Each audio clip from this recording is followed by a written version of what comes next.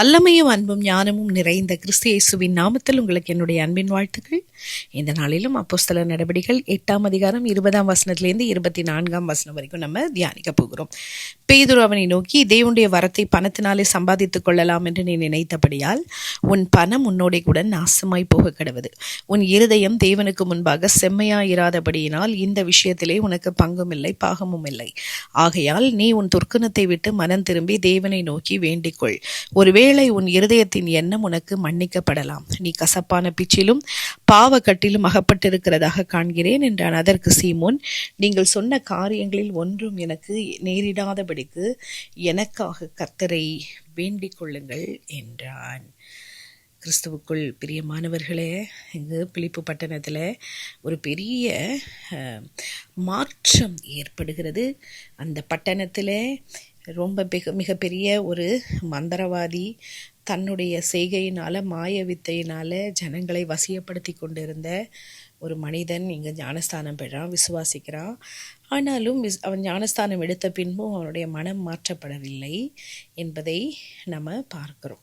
அப்போ மாற்றப்படாமல் பேதுருக்கிட்ட இருந்து பேதுரு எல்லார் தலையிலும் கை வச்சு இந்த அப்போஸ்தலர்கள் ஜெபிக்கும் போது அவங்க பரிசுத்த ஆவியினால் நிரப்பப்படுகிறதை அவன் கண்டபோது அவன் பணத்தை கொடுத்து இதையும் வாங்கிடலான்னு சொல்லி தேவ வல்லமையை அவன் கேட்கும்போது பேதுரு கொஞ்சம் கூட காம்ப்ரமைஸ் பண்ணாமல் அவனுடைய உண்மையான நிலைமையை அப்படியே இங்கே எடுத்து சொல்லுகிறதை நாம் பார்க்கிறோம். இப்போ நம்ம நேற்று தியானித்தது என்ன? இந்த பரிசுத்த ஆவியானவர் ஒரு வரமாக கொடுக்கப்படுகிறார். அது ஒரு பொருள் அல்ல. இது தேவனுடைய வல்லமையானது. நம்ம அதை சம்பாதிக்க முடியாது, வாங்க முடியாது, அதை நம்ம பரிமாற்றம் செய்யவும் முடியாது. அது இலவசமாக சுத்த தேவ கிருபையினால் கிடைக்கிறது, மனுஷனுடைய எஃபர்ட்னால அல்ல. அதை தான் நாம் தெரிந்து கொண்டோம். ஸோ நாம் நம்முடைய வாழ்க்கையில் இதுலேருந்து கற்றுக்கொள்ளக்கூடிய காரியம் என்ன? தேவனோடு கூட நம்ம வியாபாரம் செய்கிறோமா? நான் நல்ல குணங்கள் சுபாவங்கள் எனக்கு நான் வளர்த்து கொள்கிறேன், நான் சர்ச்சுக்கு டொனேஷன் கொடுக்குறேன், நான் இதை செய்கிறேன் அதை செய்கிறேன், அதனால் நீங்கள் எனக்கு ஆசீர்வாதத்தை கொடுங்க, பவரை கொடுங்க அப்படின்னு நம்ம ஆண்டவர்கிட்ட நம்ம பண்டமாற்று முறை நம்ம செய்கிறோமா? வியாபாரம் செய்கிறோமா? நம்ம யோசிச்சு பார்ப்போம். தேவனுடைய கிருபை கிருபை தான் நம்மளுக்கு விலையேற ரட்சிப்பு கூட ஆண்டவருடைய கிருபைனால தான் நம்ம ரட்சிக்கப்பட்டோமே தவிர நம்முடைய சொந்த முயற்சியோ எதுவுமே கிடையாது. நாம் ரொம்ப முக்கியம், நம்முடைய இருதயம் தேவனுக்கு முன்பாக சரியாக இருக்க வேண்டும். அதை நம்ம ஆராய்ந்து பார்க்க வேண்டும். வெளிப்பிரகாரமான அடையாளம் அல்ல, நம் உள்ளான நோக்கமே மிக முக்கியம். அதை தான் ஆண்டவர் பார்க்குறாரு. உள்ளான நோக்கம் நமக்கு செல்ஃபிஷாக இருக்குமா, அல்லது உள்ளான நோக்கம் பணம் சம்பாதிக்கிறதா இருக்குமா, உள்ளான நோக்கம் புகழ் பெறதா இருக்குமா? இதெல்லாம் நம்ம ஆராய்ந்து பார்க்கும்போது நம்ம இருதயத்தை தேவனுக்கு நாம் அர்ப்பணிக்க வேண்டும். இருதயத்தை மாற்றுகிறவர், கடினமான இருதயத்தை சதையான இருதயமாய் மாற்றுகிறவர், கருக்குள்ளதும் கேடுள்ளதுமான இருதயத்தை அவர் மாற்றுகிற தெய்வம். நம்முடைய சுய லாபத்துக்காக அதை நம்ம பெற்றுக்கொள்ளுகிறது அல்ல. நம்முடைய சுபாவங்கள் மாற்றப்படுவது தான் உண்மையான மனம் திரும்புதல். பாருங்க, பேதுரு கடிந்து கொள்ளுறது மாத்திரமல்ல, சீமோன்ட்ட இருக்கிற குறையை சுட்டி காட்டிட்டு அப்படியே விடலை, அவர் மனம் திரும்பும்படியாய் உற்சாகப்படுத்துகிறார். தேவனுடைய இரக்கத்தை அந்த இடத்துல பேதுரு அறிமுகப்படுத்துகிறார். நம்முடைய இருதயம் தூரமாய் போனாலும் மாற்றப்பட்டு போனாலும் நம்ம உண்மையாய் மனம் திரும்பும்போது, பாவத்தை நம்ம அறிக்கை செய்யும்போது அது நம்மை திரும்பவுமாய் கட்டுகிறதா இருக்கிறது. இங்கு நம்முடைய அழைப்பு, நம்முடைய வாழ்வின் நோக்கம் இதெல்லாம் எதை சார்ந்து இருக்கு? நம்முடைய இருதயத்தை சார்ந்து தான் இருக்கிறது. அப்போது நம்முடைய தவறான நோக்கங்களை வைத்து கொண்டு நாம் ஆண்டவருக்காக காரியங்களை செய்ய முடியாது. அது பாவமாயிருக்கிறது. நம்ம இன்றைக்கே நம்ம மனம் திரும்பி மன்னிப்பை ஆண்டவற்றில் நம்ம பெற்றுக்கொள்ள வேண்டும். பாருங்க, இங்கே பேதுரு சீமோனுடைய உண்மையான ஆவிக்குரிய நிலைமையை அங்கு சுட்டி காண்பிக்கிறார். அவருடைய ஆவிக்குரிய நிலைமை என்ன?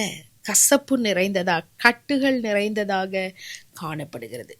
இந்த சீமோன் இந்த ஆவிக்குரிய வல்லமையை பெற்றுக்கொள்ளணும்னு நினைக்கிறாரு. ஆனால் அவர் இருதயமோ அடிமைத்தனத்தில் இருக்குது. இன்னும் அவருடைய பழைய வழிகளிலிருந்து அவர் மனம் திரும்பலை. மேபி அவர் இந்த அப்போஸ்தலரை பார்த்து பொறாமையோடு கூட தனக்கும் இவங்களுக்கு இருக்குது, இவங்க இப்படி செய்ய முடியுது ஆனால் நம்மளால முடியல அப்படின்னு சொல்லி அப்போஸ்தலர்களுடைய அதிகாரத்தை குறித்து இவர் பொறாமையினால் இருக்கலாம். கசப்பு இருதயத்தில் இருக்கலாம். கசப்பு, வெறுமை, கட்டப்பட்ட நிலைமை, கட்டுகள் நம்முடைய இருதயத்தில் இருக்கும்போது அது தேவன் நம்முடைய வாழ்க்கையில் கிரியை செய்ய முடியாதபடிக்கு அது தடையாக இருக்கிறது.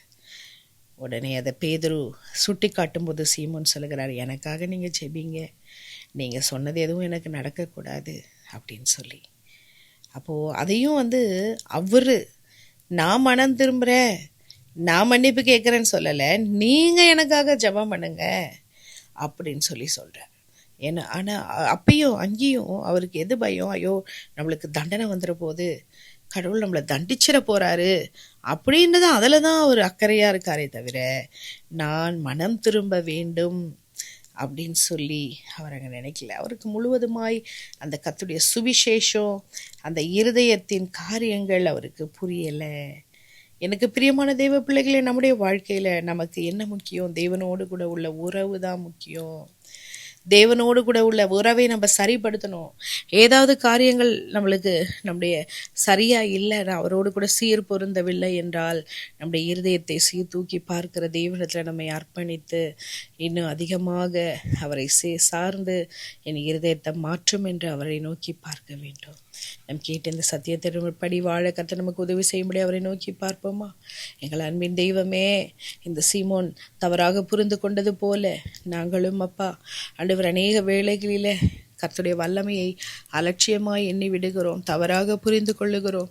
எங்களை இருதயத்தை பார்க்கிற தேவனே அப்பா, கசப்பிலும் பாவ கட்டிலும் இருந்த இந்த சீமோனை மேல கரிசனை உள்ளவராய் மனம் திரும்பும்படியாய் கர்த்தர் கொடுத்த சந்தர்ப்பத்தை மகன் ஆண்டவரே நழுவ விட்டது போல நாங்களும் எங்கள் வாழ்க்கையில உம்முடைய கிருபையை, நீங்க எங்க மேல் வைத்திருக்கிற இரக்கத்தை அள்ளத்தட்டு விடாதபடிக்கு எல்லா சூழ்நிலைகளிலும் மனம் திரும்பி மாற்றப்பட்ட ஒரு வாழ்க்கை வாழ கர்த்தர் கிருபை தாரும். ஆண்டவரே உமக்கு ஸ்தோத்திரம்.